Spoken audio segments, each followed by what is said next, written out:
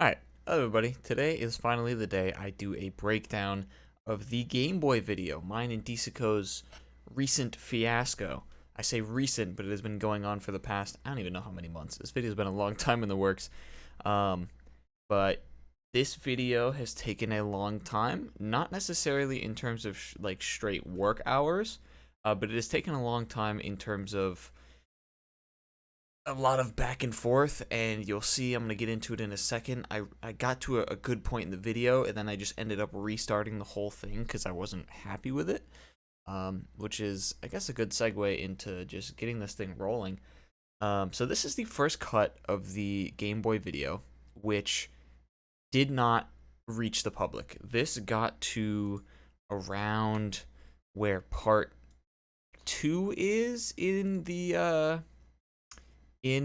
actual Game Boy video, which is right around where Disico starts. Actually, no, this is in part 1 still. This is like the planning phase. I was discussing what's going on, what mods we're getting, and then I gave up on this video right about there, and I'll talk about why. So this first cut of the video, there's a few things I do really like. I will play a little bit of it for you, but not all of it, because a lot of it remains mostly the same. But I'll play a little bit of it for you. The things I do like is the fact that I like the pacing and I like the music choice. I like the narration, but I don't like the shot choice. And the shot choice was something that I'll talk about in a minute, which is one of the main reasons I redid it. So I'll play a little bit of it. You can hear the music choice and the narration, and I like that part about it, so I'll play that. This all started a few days ago when I was wasting my life away scrolling through Instagram, and I saw that one of my friends was selling part of his Game Boy collection. I hit him up, sent him a message and some money, and then 2 days later I received a package. I now successfully... So a few of these shots got reused. This got reused in the final project. This got reused. So one of the things that I didn't quite like is, at the beginning it was fine. I do a lot of, in my old videos, I do a lot of this stuff, a lot of automated, like, where's, here Now I am a huge... some animated editing stuff. I like doing that stuff. However, this part was cool, this stuff was cool. I did some nice, like, Crystal, the Zelda... Also very laggy because this isn't a very high resolution, which is also a reason I restart. I'll tell you in a second. The Zelda Oracle games, and many more. But if that wasn't laggy, it'd look cool. But so yeah, I have a lot of animations, a lot of cool stuff happening. I can go frame by frame on this. Actually, you can see it's like motion blurred. It appears from behind the Oracle game. Cover arts appear from behind the Crystal cover art, which spawns in from the bottom here, and like I love doing this stuff. But when I was looking at my inspirations for this video, and especially once I got to around, where is it? Right around this, no, not that point. Right around this point. This is the part where I kind of start talking. I can actually play But it. for this, I'm gonna choose the same one that Disico has on their Game Boy Color, which looks... Yeah, this is about the part where I'm starting to talk about the mods. You'll notice this whole section, there's nothing here, because this was all supposed to be edited in a similar way to this stuff. There's going to be a lot of overlays, a lot of stuff like flying in while I'm talking about it. And that is fine, and I like that stuff, but that's not the kind of video that I wanted to create when I set out to do this project. And I got to a point where I was like, I really want to do more in-camera stuff. I don't really want to rely on a lot of this stuff for this specific video. I want to do a lot of in-camera cool shots instead of editing, because this video was a big test on my cinematography and my storytelling. So I didn't want to I didn't want to, what's the word I'm looking for? I didn't want to step into the territory of just doing everything editing, because that was not the goal with this video. So I got to this point, and also the resolution of this. So this is filmed on the Siri crop sensor anamorphics. So this is a 1.33 times squeeze. So this is an ultra wide resolution video, which is nice, but that resolution gets a little funky. And I had to downscale it to like 1080p weirdly. Even though I filmed the whole video in DCI 4K, which is a very large resolution, and I had to like downscale it really hard to get it to fit the aspect ratio. And I wanted to experiment with like changing aspect ratios and stuff. So I was like, you know what? Also, this resolution was making these animations very laggy. So I was like, you know what? Let me just start over. Let me. I sat on this for a couple months, honestly. Either a month or like 2 or 3 months. I don't remember exactly how long. I was sitting on this and I was like stuck right here. Um, but it was a long time, and that is where a lot of time went. So for context, oh gosh, I don't even know when this project was started. I know the second cut of the video started in October. That date in the first shot is correct. The day I X off is the day we filmed that first intro sequence. So yeah, I was like, I don't want to devolve to just editing over stuff. I want this to be mostly in camera. This resolution's being weird, and I want to experiment with changing aspect ratios. So I was like, you know what? Let me just scrap it. Let me start let me start a project that I know will do what I can do better. And the thing with starting, where's my project manager? There it is. So the thing with scrapping things and starting a new project, it's completely okay to do so. However, you have to, when you're going to do that, already have in mind what you are going to change. Because if you are scrapping a project and starting over and you have no idea why you don't like the cut you made and what you're going to do better, what you are going to do better, you're just going to end up in the same place. You're just going to be stuck and not happy with the video. So when I scrapped that, the only reason I scrapped version 1 is because I was very confident that I knew what I could do better. So in October, this is October 26th, this date is correct. I had my buddy Brennan, who I have been friends with for a while. We used to work together, and then we just kind of became friends. He is very interested in photography. I had him come over and help me film this intro sequence. And so I will actually open it up here. Let me go to my Drive. Hopefully there's nothing suspicious in my Google Drive. This is the wrong drive. Let me switch to this one. Yeah, here we go. So with the new with version 2, the second render, I had this whole thing scripted. And not only did I have the whole thing scripted, I wanted to go full pre-pro on this. And every line that I did the narration, because I always do my narrations first. I do script, narration, and then I do the shooting and editing. So I did the whole script, and then I did a shot list for everything in this. Every line that I say has a shot that goes along with it already written out. Because if I don't, I will forget the shot that I had originally had planned, and I will not. It won't come out the way I want it to. And some of them are pretty basic, like this one just says B-roll over, a part that I already did B-roll. That's the stuff that, like, on the spot, I'll try to think of a cool shot for it. But this is just color coded just to fit what me and Brennan were doing that day. So like this blue stuff is stuff that we had already filmed. This yellow stuff is stuff that we still needed to film. I didn't finish color coding it.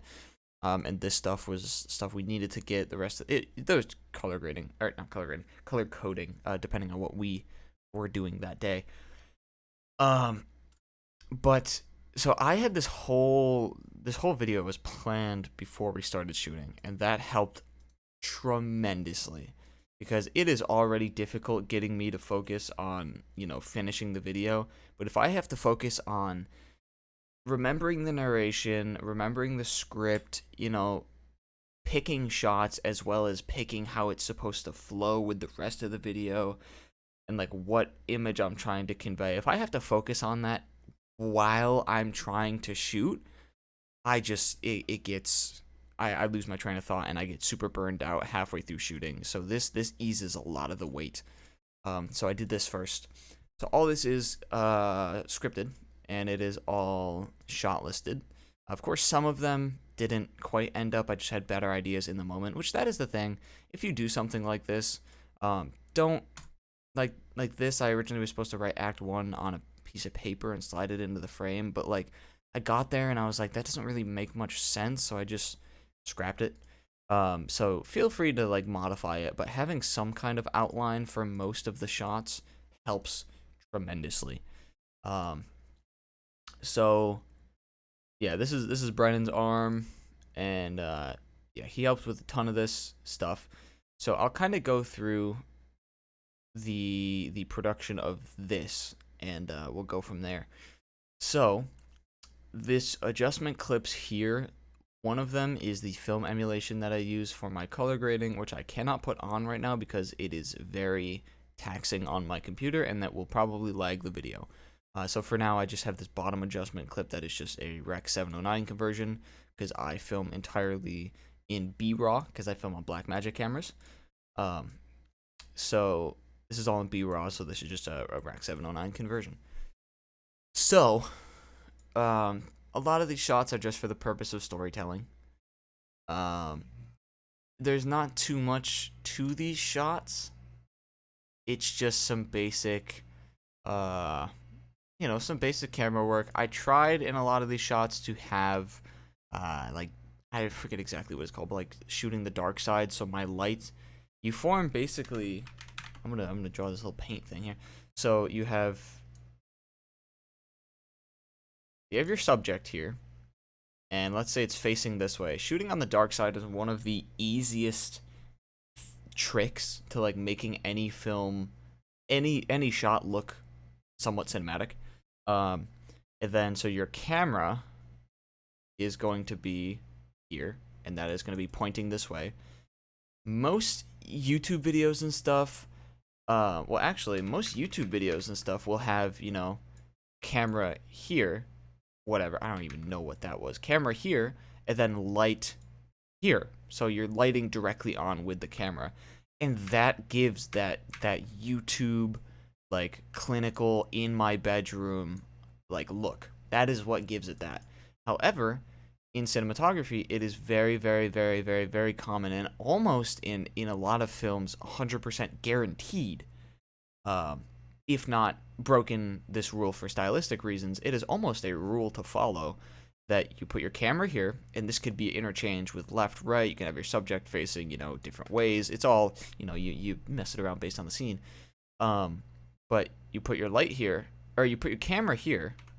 I do a little YouTube play button. So the camera is shooting this way. And then, I hope you're enjoying this graphic, by the way.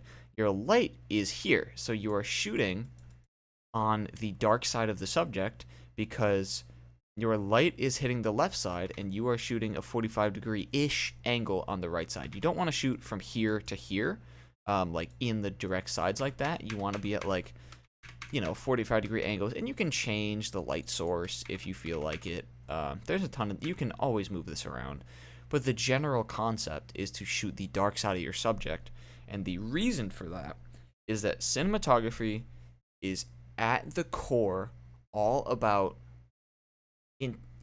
it's about creating depth, and the biggest way cinematographers do that is with lighting.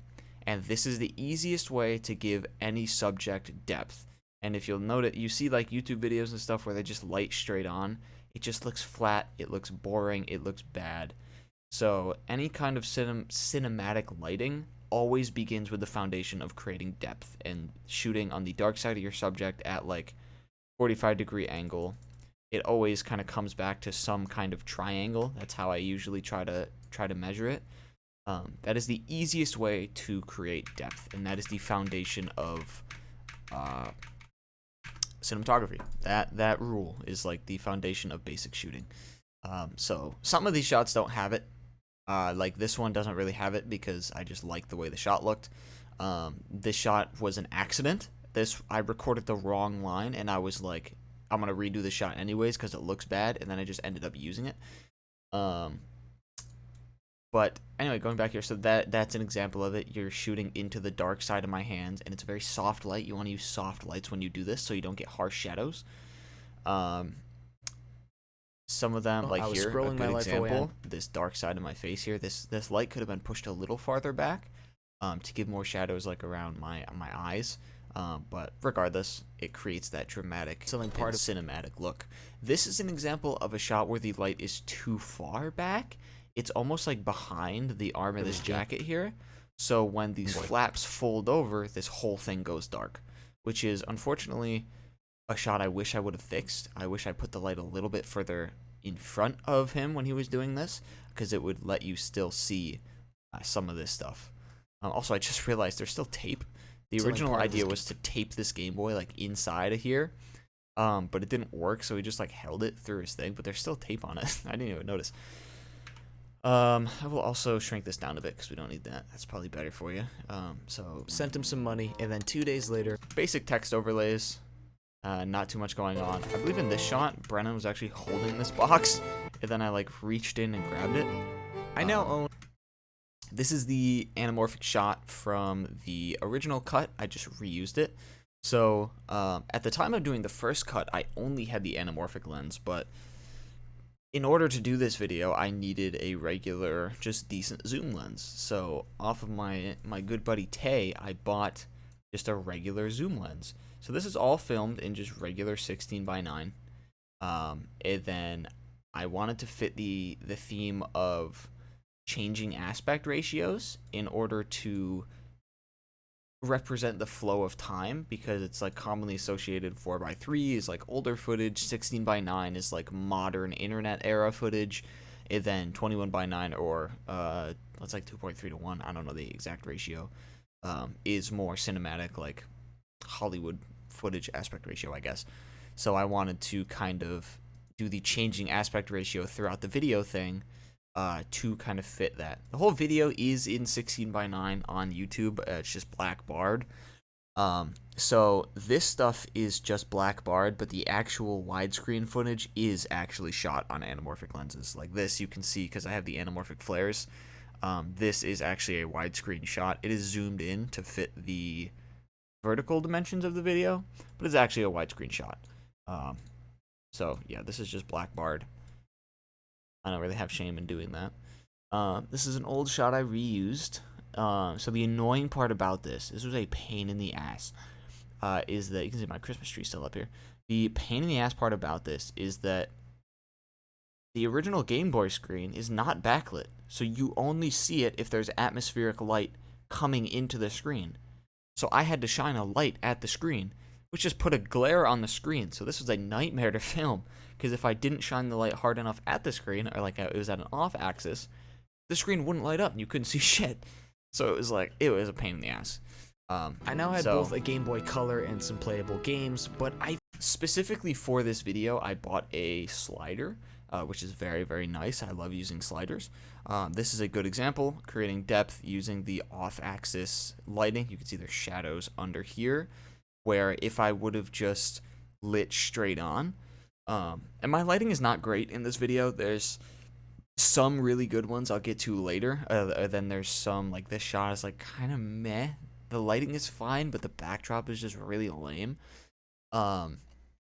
You can see there's some depth here under the A, B buttons, the D-pad, the start and select buttons. It's just all kind of that idea.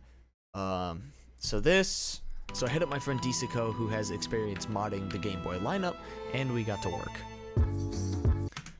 Just kind of basic. There's not too much to explain here. Just shot at the screen. So anamorphic lenses. This is also anamorphic shot, I do believe. This is reused from the old video. They're very, very, very bad with close-up shots because just the way anamorphics work. So I have a diopter on this. I got a cheap-ass diopter set on Amazon. Saves lives in the very last couple shots in the video. This is a where is it? Yeah, this is a 10 times diopter, and it looks crazy. That is such a gorgeous shot. I am so happy with the way some of these shots turned out. And again, that off-axis lighting is what gives you this detail in the grooves here. this was just straight on filming the light right behind the camera, you wouldn't see all this nice depth in the Nintendo logo. There wouldn't be these shadows facing this way. So that's kind of why I do those things.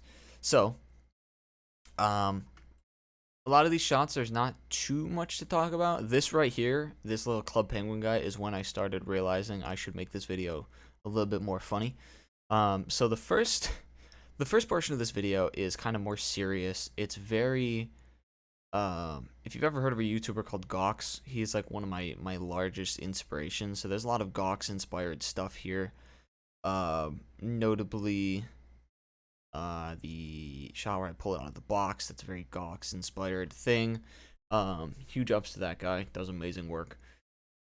So the first intro sequence me and Brendan filmed, and then it was I was pretty happy with it.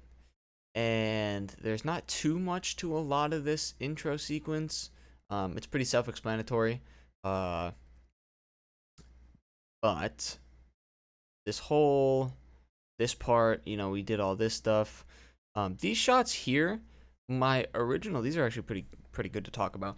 My original thought process was that you'd be able to see a lot of the detail in my face, or I would zoom in pretty heavy so you could see all the detail. So I tried to move as little as possible, and in the end it was the exact opposite, and you could not see any detail, so I should have moved a lot more, which is kind of lame. But with the color grading, these shots look really good, which I'll get to later. So I just left them in. I was debating adding subtitles to this whole video, but I ended up not. So Luckily, there are a lot of here's a funny thing. So this clip right here, the color I was looking for in stock, is from Disico. And Disico does not film in B-Raw. So in order to make this work, I had to put an adjustment clip on top of their clip. Okay, so their clip was in just regular Rec 709, but my adjustment clip on top converts this whole thing to my film emulation. But the film emulation is based off of B-Raw footage, so it has a conversion inside of it already. So in order to make this work properly, I had to take their footage, convert it from Rec 709 into B-Raw, like codec, not codec, but like gamma and all that, and then convert it to the film emulation. I convert it basically back to not back to Rec 709. So it gets converted twice, which is kind of interesting, but it's just, what I gotta do. So these came from Disico, I ended up not putting this charm on. I had it on briefly, but it's not even in the final video because I didn't like it on there. It was too big. So for planning, that's it. Now I just have to send it. These shots were just an excuse to use my slider, pretty much. Just regular basic shots here. This shot was originally shorter, so it didn't look. You could see the base of the slider in this shot in the final version. This shot was originally shorter, but to fit their narration, I had to change it out. So right here, you'll see the aspect ratio switches when Disico's part comes on, and this is more of a, YouTube, regular YouTube video kind of thing. So I did this whole thing in just regular 16:9. I didn't crop it at all. I didn't really do anything funny with it. I just destroying my mic. So this is pretty basic. This is just pretty standard 16:9 footage. Disico sent me this B-roll file, which they actually edited a fair bit, which I really appreciate that. They edited this a fair bit, and then they sent me the narration file where they cut out, same thing, they cut out a lot of the fluff. It was just like the important parts that they were talking about. Did I? Oh, that's why this isn't in the final video. I was like, where did this text go? Because it's on the adjustment layer with the Rec 709 conversion, which I disable in the final render. That's where that text went. Because I have this crunching sound. To loosen the adhesive on. I just did that as a joke. It doesn't actually make that sound. I was supposed to include this text box in the final video, but guess not. Anyways, so yeah, this is just a pretty basic YouTube breakdown kind of thing. I asked Disico if I could kind of clown on them during this part because it was just funny. I kind of realized that I wanted to, for part two and a little bit of part three, I wanted to make it a little more humorous. So I was like, hey, can I make some funnies? And then I did. So part two, lots of yapping ahead, and I have this guy talking to a brick wall. I love that video. Um, so yeah, this is pretty basic. A lot of the stuff is pretty self-explanatory. Disico did a fantastic job of getting good footage of this modding process. They sent me 3 files. One was the narration, one was this B-roll file, and then the other one was just an overhead shot that they did where they did the whole process just like filmed overhead. I ended up really liking all these B-roll shots, so I used exclusively these. So there was an entire third file that I never even used. I am sorry, Disico. But I really like these shots. They did a really good job. Also, this you'll see it in some of these shots. There's an X on their desk. See it a little bit there. That is like the focus point on their camera. That is such a banger idea. So yeah, this part came out really good. Just a good breakdown of what they were doing. I had to cut out a lot of it. This part could have been like 10 minutes long on its own. I did have to cut out a very large chunk of it and just strip it down to the bare essentials. So there's a lot of stuff in here that Disico talked about, especially a lot of cleaning and maintenance and preparation that I would have loved to include because it shows how thorough of a job they do, and they do an amazing job. But I had to cut it out, unfortunately, otherwise it would very much pad the runtime of the video. And I wanted to keep the flow very consistent and very, just keep things moving, you know? And stuff like this, it's very easy to get bored with if you're not 100% interested, so I tried to keep it as short and concise as possible. And talk about the parts that were visually interesting as well, like all the soldering and, yeah, stuff like that.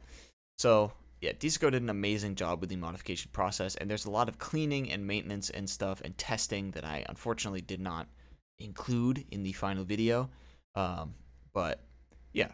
So there's a lot going on here, and this part's all pretty self-explanatory. There's not really much to talk about production-wise with this. There's just some funny sound effects and stuff, which I'll get to some of the sound design later. Yeah, just some regular stuff. And then it goes back to my part, which this is all in anamorphic. This is all in my Siri 1.33 times anamorphic. The 35 mil to be specific. I wish I had the 24 mil. I want that thing so bad, but I am still paying off the the 35 mil. So we're gonna wait on that. So the reason I got the shot of me playing guitar, which that is always focused by tiny moving parts. Love that riff. The little amp down here in the corner, which I'm really hoping my mouse is on screen. Let me just double check. Oh yeah, my mouse is on screen. Okay, cool.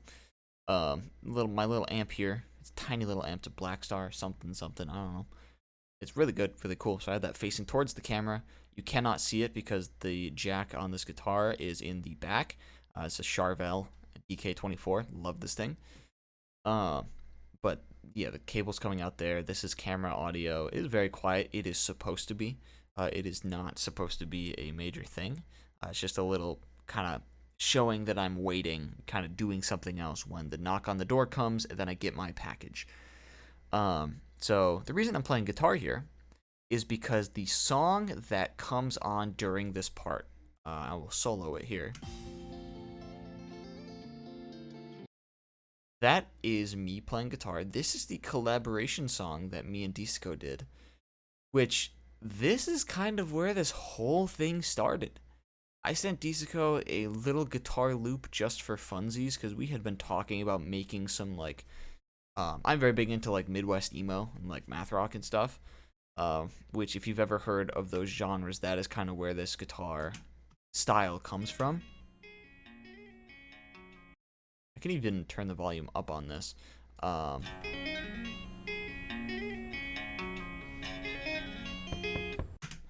That's kind of that style of guitar playing. We had been talking about making some kind of like breakcore, breakbeat, like drum and bass hybrid between like drum and bass stuff and like Midwest emo math rock guitar. Because there's a dude on Instagram who does it. Scro. He has done some really cool stuff in that style. So I was like, shit, I kind of want to do that. So I sent Disico this guitar loop, and they send me back basically like the first half of this song, just almost done. And I'm like, let's do something with this. So we ended up finishing that, or like working on that. Then I got the idea for the Game Boy video. So we were like, let's finish the song and then use it as the Game Boy, or in the Game Boy video. Um, so that is kind of where this comes from. So the last song in this video is a collaboration between me and Disco. Then we were like, let's include it in the Game Boy video because that video is a collaboration. So this whole project is just a huge collaboration, more so than you'd even realize.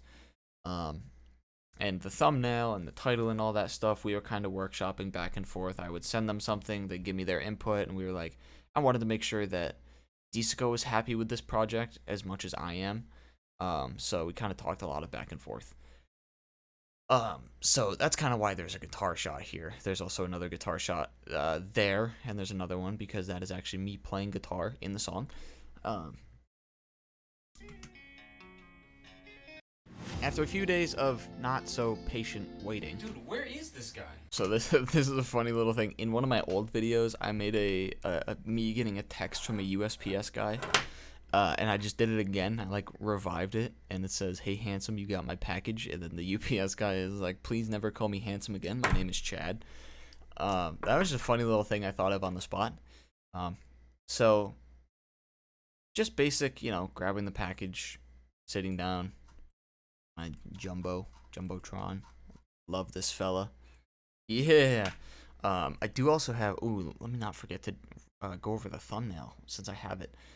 So this stuff is just basic like unboxing. So I uploaded an unboxing video to this channel as well.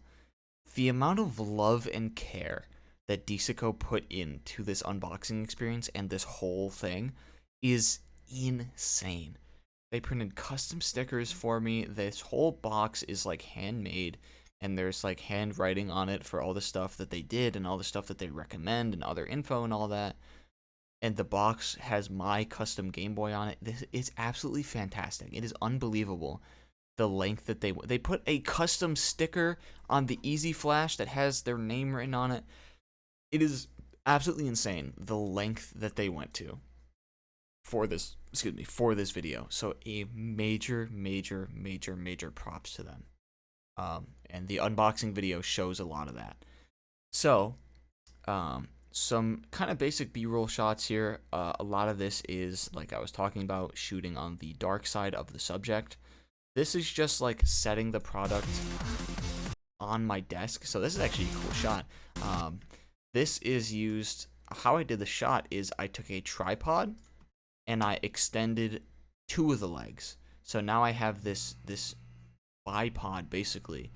And then I pivoted on the two legs. So I kind of like, you can imagine something pivoting at one point, but it's tall, how it like comes up from the ground in a big arc.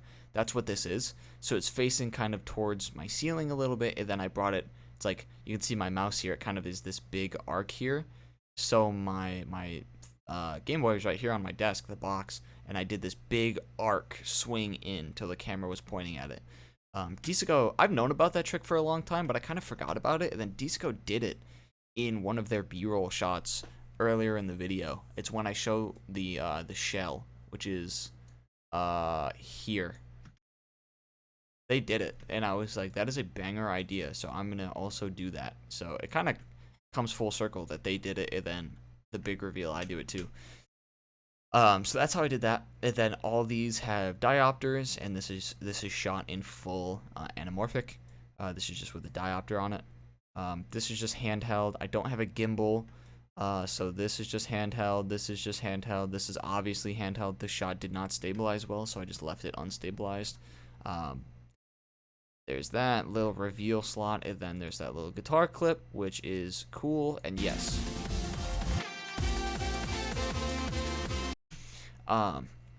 There will be a video on this channel shortly after this that is a little tutorial for how to play Ice Cream. The Froyo version, which is the song that is playing in the background.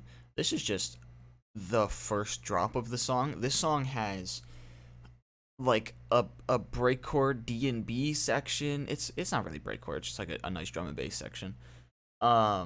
This kind of drop. Then there's a lo-fi section. Then there's a future bass section. This song is wild. And we were just like, let's just throw shit at the wall and see what sticks. And it all stuck, and it came out amazing. So this is just one small portion of the song. So this is just like the big reveal section. I wanted to showcase a lot of the really cool stuff that they did. This is all handheld again, which just resolves insane image stabilization. Which use it if you're not using it. Resolves image stabilization is fantastic. There's different modes you can do. Most of this is perspective. There's a few that are translation or camera gyro. But most of it's just the default. I didn't change any of the settings perspective.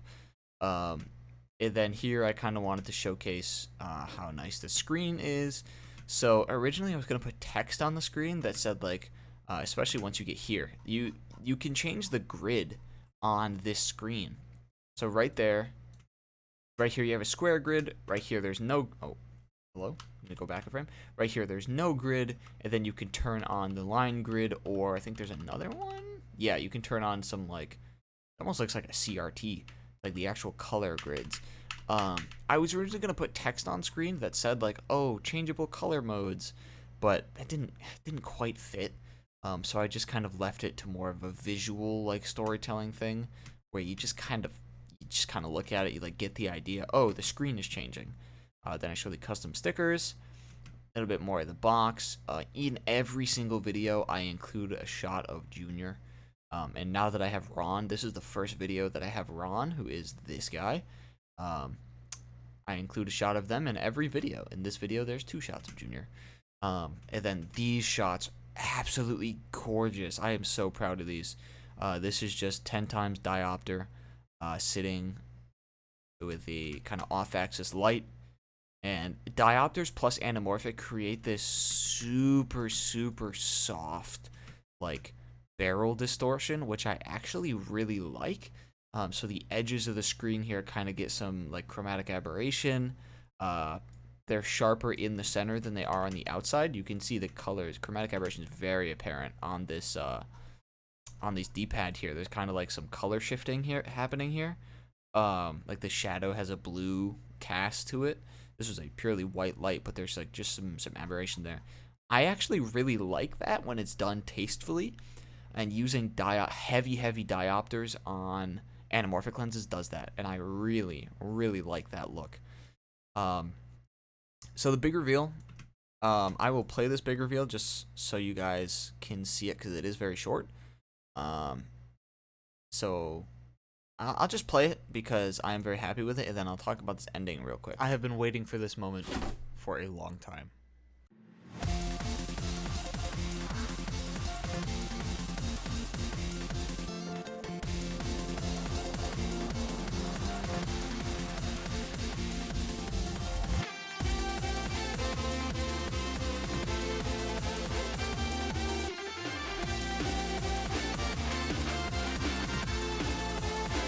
I'm gonna you get the idea. I'm sure if you haven't seen the video yet, what are you doing watching this? First of all, but this is actually how this is played. This is in an alternate tuning, so if you try to play this is not in standard. There will be a video on this channel discussing the how to play some of the parts of this song. This was very hard to time because this is a very fast part, and like timing it's kind of weird with the video, but it might look like this is like some random notes, but this is actually how that part is played, and it's layered under a synth. But I did actually play that part. This whole solo,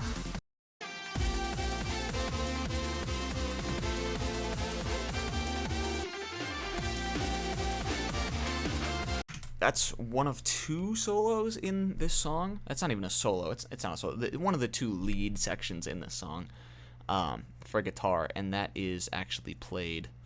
I actually played it. I recorded all those parts on guitar. They're all real. They're just layered under a lot of synths, so it can kind of sound fake. But no, this is all played by me. And also, I don't think I ever gave Disico props for this song, but the first time I heard it, I'm weird with music. Like, music means a lot to me. So the first time I heard the finished product, I genuinely had like tears in my eyes because not because it was like sad or anything, but it was just such a cool moment to see this song like finally be completed and finally come to fruition. So it was like I was completely floored, and I still absolutely love this whole song. It's fantastic. And Disco did stuff with the song that I'm insanely stoked on. So huge props for the way the song came out. Um, so yeah, it's just the reveal. So at the end of this reveal, it just goes to my credits scene. Rondo. Cuts to the Ron shot, with some credits on here. So it might seem like this ends kind of abruptly, and I do agree. However, this is the perfect spot for the song to end. And, when I was sharing it around, there's is my own opinion and somebody else's opinion that, like, I should have added some little ending bit talking about, like, oh, the screen looks amazing, the buttons feel great, like some kind of confirmation that everything went well. However, it just felt weird. It didn't feel right. I tried it, but like it was perfect song, a perfect time for the song to end, perfect time for the credits to come up. As much as it would have been nice to add a little like review portion at the end, it just didn't feel right. So I just kind of ended it, and like if you want more final thoughts, you can watch the unboxing video, but I feel like it was a good place to end it, and it ends on a very high note. It's a very big explosive ending, which is what I wanted to do. Can I pause? I can. I gotta use the bathroom real quick. Be right back. Alright, let me get back to where I was. Kind of forgot what I was talking about. But yeah, so ending this after this section just felt a lot more natural than randomly starting talking again.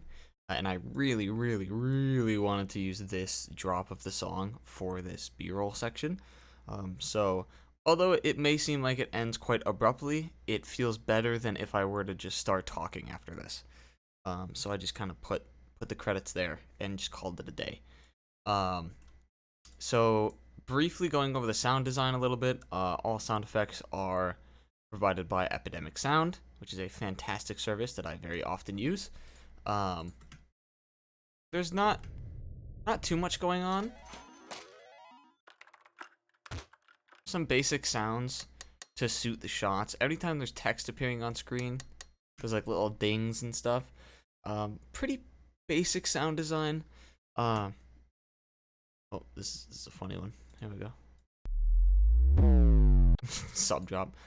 Yeah, not really much going on. Pretty basic sound design. Just the usual. If I'm clicking something, if there's like whooshing and stuff like that. Just general stuff like that. A lot of risers. You can hear this. For transitions. There is, when I do this transition, there's like a riser, then a hit. Just basic stuff like that. Just it just adds emphasis.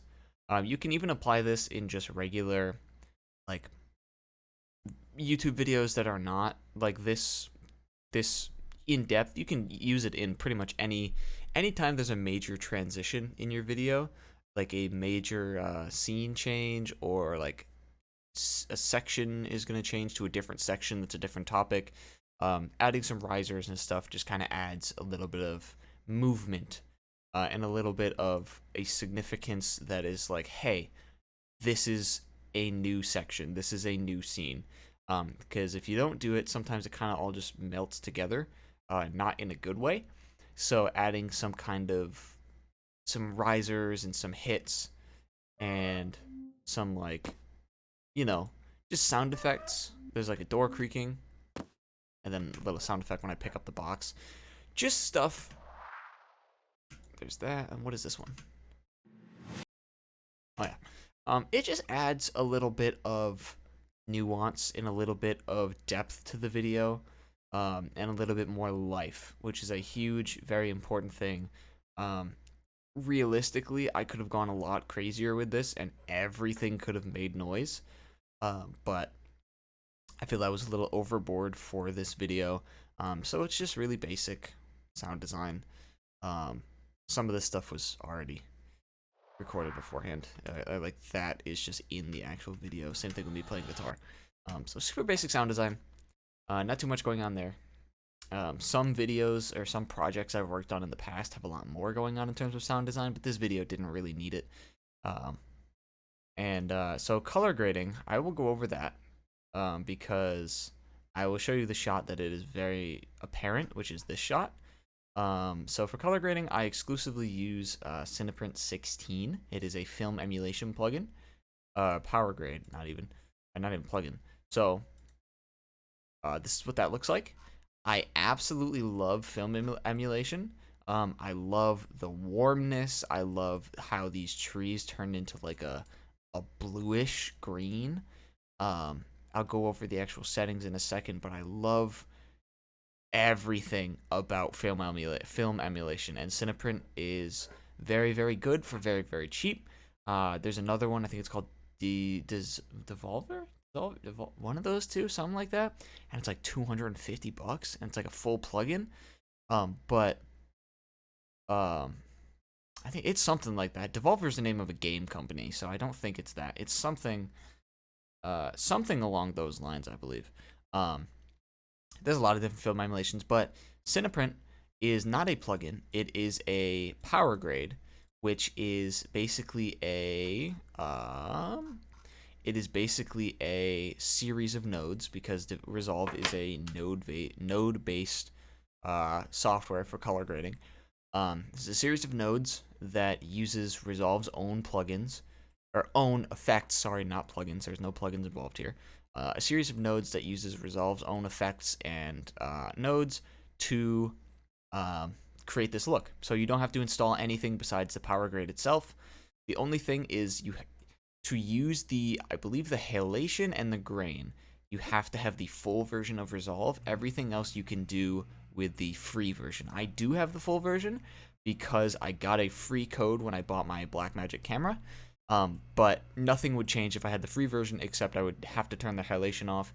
And I actually keep the grain off most of the time, strictly because YouTube does not like film grain very much. If it was an actual short film or feature film or something that was a lot more story focused and there was much more of a visual story to tell, I might. And especially if it was consistent, if every shot was a consistent look to it, I would turn the grain on. But especially since this middle section is like Disico's regular, obviously there's no film grain on that, because it's more of like a standard YouTube style footage, and that does not look good with film grain on it. Also for that section, there is no film emulation on it. It's just regular Rec 709 footage. The film emulation just didn't look right on it, and it wasn't fitting the vibe. I wanted that section to just feel like a regular YouTube video. The rest of it kind of feels like, I went a little try hard with some of this, but that section is just like regular, classic, enjoyable YouTube shenanigans, which I still love. I love all the cinematography stuff, but I do still love some random ass YouTube videos, So, yeah, here, I have so when you open it up, I changed almost nothing except for turning the grain off. I switched the color space transform to fit the Blackmagic color space. And then there's two options at the bottom here. I also turn warmer on. I turn that on every time I use this. I just love the way it looks. There's two options at the bottom here. One is Cineon and one is print film. So if you turn Cineon, it's like, I never even noticed. Is there a compound node in here? Oh, never mind. It's not really. It doesn't really do anything. So Cineon is what comes on default, and it's like just a nice. It's a little too pastel for me personally, but it is very nice when it is applicable. But I turn that off, and I turn on the print film, which I believe the Cineon is if you want to use some some other film emulation LUTs and stuff. But the print film is the one I use, and I specifically use the 2383 D60.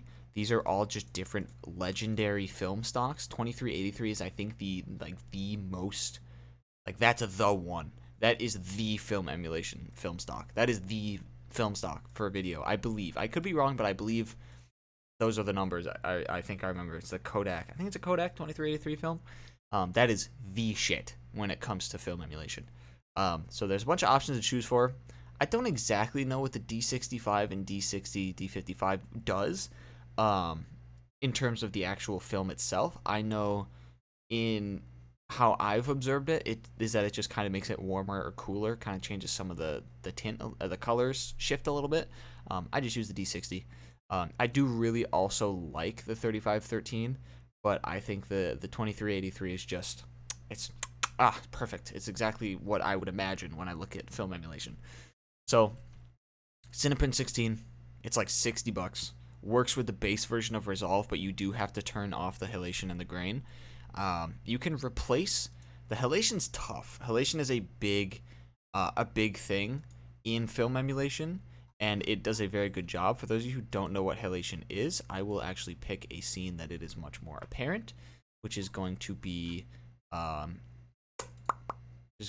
right here after all of Disico's stuff. This is a very, very apparent. Halation is what happens in film when the lights clip a little bit. They give this red glow to them, and it is a very, very distinct. You could see it really nice right here, I believe. Not that great.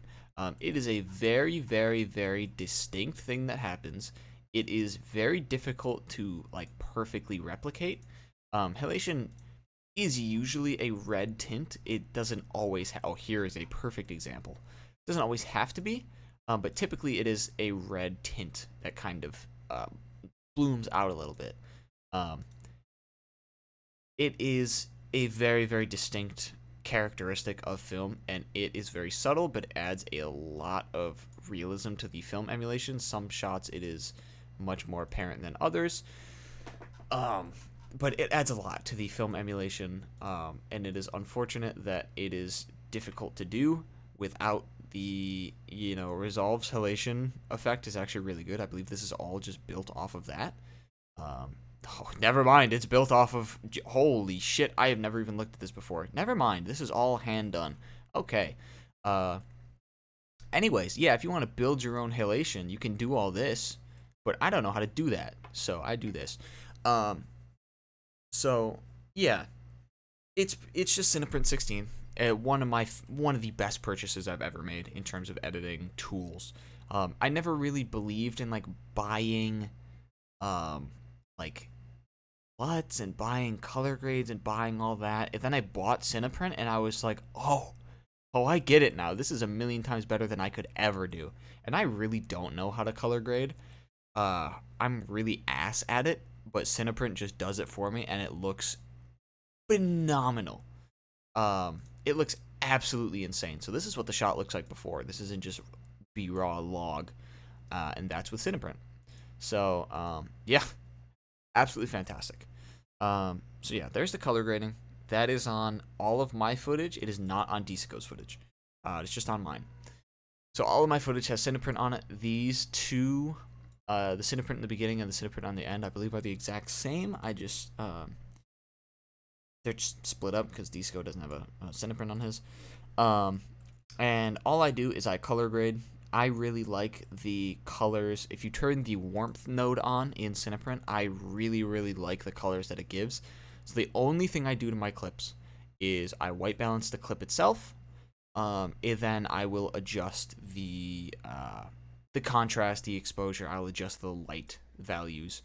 But I never really adjust the colors of the clip itself. I let Cineprint handle all that because I also want them to be very consistent. Which is something I'm getting better at, but I'm still working on it.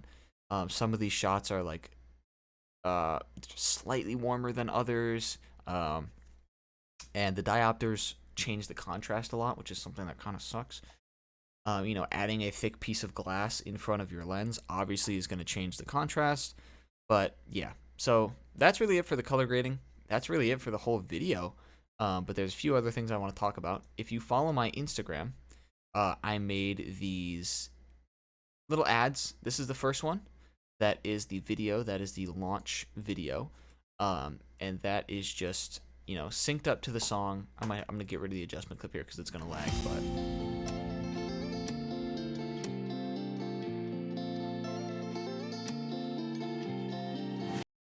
just a little teaser video. This is just reusing shots from the video. Then of course Cineprint is on this as well. Just basic text, basic stuff going on. Since I did most of this in camera, there's really not a ton to talk about in terms of like big editing stuff. But yeah, just basic. Trying to get some decent lighting, trying to get some decent shots. Backgrounds on these could have been a lot cooler, but I was kind of limited on what I could do. I'm gonna bring it up once again. This off-axis lighting really helps create that depth. Very important, very very important. If you want to level up your shots, start shooting the dark side. Do that little triangle I was talking about. So make a triangle, subject here, camera here or here. You can flip it left or right, whichever angle suits best. Subject here, mostly facing like either straight ahead or you can face it into the camera or into the light if you want. Most of the time it looks best if you face it like somewhere mostly straight forward. So you shoot at a slight off axis and then your light is on the opposite slight off axis. So or you can like subject here, camera here, light here, whatever. But try and form a triangle between subject, light, and camera, and that'll help you a lot with a lot of stuff. You just never, not never, but you 99% of the time do not want to have your light and your camera shining at the same point. That's how you get that YouTube video aesthetic, I guess. And like here, amazing example. I'm shooting into the darkness, and you want to use a really soft light and have it at like 45-degree angles so it's not just black over here. But you can see there's some depth there because I'm shooting slightly into the darker side. You can see where the shadows are landing. It's not just fully illuminated. That is how you get some good depth in your shots. But yeah, the shot actually came out really nice. I like, you can see my mouse and stuff there and all that. So there's the main video and also the ads. I will now go over the thumbnail real quick because that is something I recently have made. Let me boot up GIMP. I use GIMP for my thumbnails. Open recent. Here we go. Here's the thumbnail file. So, well, there we go. Jesus. That was weird. So yeah, I use GIMP for making thumbnails. GIMP and DaVinci Resolve is a wonderful, wonderful combo. I don't use Adobe products. One, because they are expensive as hell, and two, first of all, I get them for free because my girlfriend is in college and she gets a college license because she takes art and graphic design classes. So I get them for free, and I have spent time with After Effects, Premiere Pro, Photoshop, all that. And I'm gonna be 100% with you. I just don't like them as much as I like Resolve. Just straight up. I was using Premiere Pro and After Effects. I will say After Effects is probably the one that is like actually goated. But I was using Premiere for like 3 or 4 months. I just dedicated myself to it, and I just ended up not liking it as much as I liked Resolve. So I switched fully to Resolve. I was like, yep, I'm set, because I wanted to test it. I was like, I was using Resolve for a while, but I wanted to make sure I really liked it. And I wasn't missing out on anything. And I can comfortably say that the only thing you're missing out on when you use Resolve is just the industry standard nature of it. Everyone uses Premiere and After Effects, so everyone like has. If you're sharing files with people, it's much easier to do that.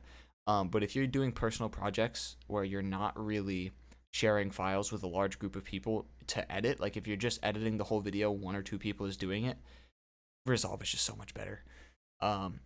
Photoshop, I will say Photoshop is significantly better than GIMP, but I'm just a lot more comfortable in GIMP, so I just know how to use it. But GIMP offers everything that I want, so I didn't really feel like I needed to learn Photoshop. But Resolve, in my opinion, is the best video editing software out there. Um, that's just my humble opinion. So GIMP here is like baby Photoshop, and it's also completely free. So how I did this thumbnail is this right here is an actual picture of my Game Boy. I'm gonna flicker it on and off here. So this is an actual picture of my Game Boy. Saturated it to all shit, and then I had to take, excuse me, this this white part. It's a little artifacty, but I mean, in reality, when it's previewed, it's like this size. So it's artifacting doesn't really matter. So actual shot of my Game Boy. And that is about the only real thing in this thumbnail, and it's something I've noticed observing a lot of. The obvious one is Mr. Beast. Everyone looks at Mr. Beast thumbnails and is like, why do people click on this so much? And if you look at a Mr. Beast thumbnail, everything in this My friend Mac is shut up, Jimmy. Oh my god. Everything in this thumbnail is fake. The only thing that is real is that they took a picture of his face. Even then, his teeth are modified, his eyes are modified, that scar on his face is fake. They do, like, not a single, this is not a screen grab from the video.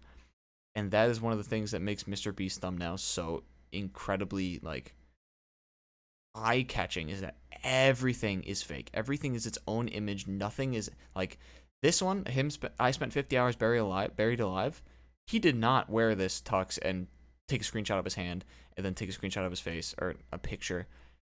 They're all individual elements tied together. So that is a little bit of what happened here.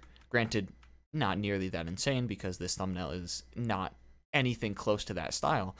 But the Game Boy, the shell, is one image. This text, so I noticed when I like saturated the colors and changed some stuff around, it kind of messed up this text. So this is its own text layer. I just added the little power text. This red power light, I wanted to make that really, really saturated. So that is its own, you can see that's what it originally looked like. I was like, nah, beat red. So that is its own, just drew that in after the fact. This Game Boy Color logo is the logo itself, which is right there. Here, I'll turn, this should be up here. So yeah, this is, I erased this logo. I kind of whited out this whole thing because there was some texture in it when I upped the contrast and the saturation.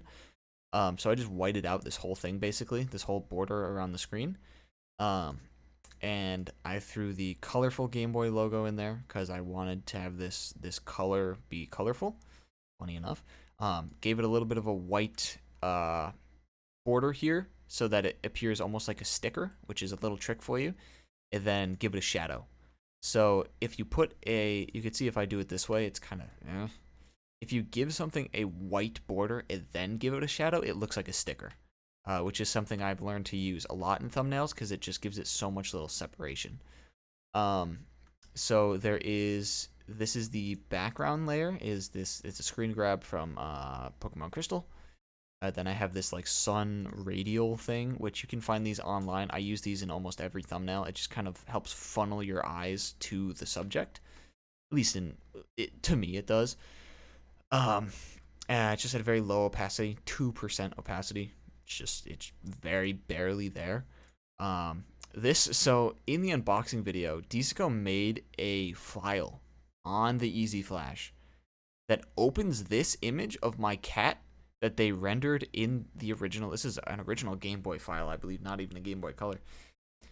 It opens this picture of my cat and plays a song, and the text says "Get Junior'd" because his name is Junior. And this was just too funny to not use, so I had them grab me a high-res version of Junior, like, Game Boy face, and I used that inside the screen. Originally, it was a screen grab from this, like, the Pokemon thing. It was this inside, like, this image, but, like, sharper and actually clean. And I was like, it doesn't really fit the video, and I was like, Discord said something about, like, Get Junior'd in there, and I was like, that is the funniest shit ever, so we're doing that. So this shell is one layer. And then I have this little shadow layer, which adds a shadow around the shell and also inside the screen here, you can see. Because the Game Boy screen is slightly set backwards, set inside the shell, there's a little bit of a depth to it, so that makes it feel a little bit more authentic, feel a little bit more real. And then that's kind of it. Everything's its own separate layer stacked on top of each other. So if you look over on the right side with my layers here, this is the power light. This is the these three layers right here are the text. So I have the color text, I have the white outline, and then I have the shadow. This can go way up here technically. This is just the power text, which doesn't really need to be there. You don't even see it when the thumbnail's small enough, but I just wanted to put it there. And then we have the shell shadow, and then there is the get juniored image, and then there is this sun radial thing, and then there is the background here, which is just a very darkened, like I said, a Pokemon Crystal. It's very darkened and slightly blurred to make sure that it doesn't clash with the actual Game Boy itself. So that is the thumbnail, and I believe that will kind of wrap us up here. How long is this recording? An hour and 6 minutes. I knew it was going to be long as hell. So that about does it. That is the full Game Boy video. Long time in the making. Head over to Disco's channel to get a song production breakdown, because that song has a lot of things in it.